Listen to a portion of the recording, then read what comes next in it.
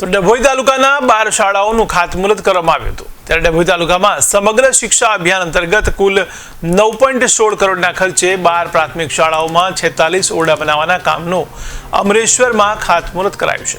ત્યારે આ ખાતમુહૂર્ત ડભોઈ મત વિસ્તારના ધારાસભ્ય શૈલેષ મહેતાના વરદ હસ્તે રાખવામાં આવ્યું હતું। આ પ્રસંગે જિલ્લા પંચાયતના ઉપપ્રમુખ વકીલ અશ્વિન પટેલ, તાલુકા પંચાયતના પ્રમુખ રાજુ તડવી તેમજ સરપંચ અને શિક્ષકો સહિત ગામના આગેવાનો અને ગ્રામજનો મોટી સંખ્યામાં ઉપસ્થિત રહ્યા હતા। વડાપ્રધાન નરેન્દ્રભાઈ મોદીનું સૂત્ર છે સૌનો સાથ સૌનો વિકાસ સર્વ શિક્ષા અભિયાન અંતર્ગત આજે 12 જેટલી શાળાઓનો ઓરડાઓનું આજે અહીંયા ખાતમુહૂર્ત કરવામાં આવ્યું છે અને એમાં 46 ઓરડા બનાવવામાં આવશે અને 9 કરોડ 16 લાખ રૂપિયાનો ખર્ચ કરવામાં આવશે।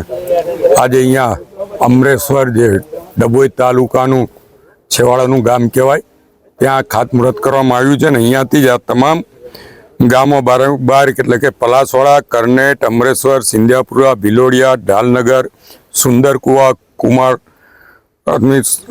ડભોઈ, સિદ્ધપુર, ભાલોદરા, પારાગામ અને સોમપુરા આમ કરીને 12 ગામોમાં 46 ઓરડાઓ આજે મંજૂર કરવામાં આવે છે। એનું ભૂમિપૂજન અહીંયાથી કરવામાં આવે છે અને હવે આવતીકાલથી આ તમામ ઠેકાણે કામગીરી શરૂ થશે।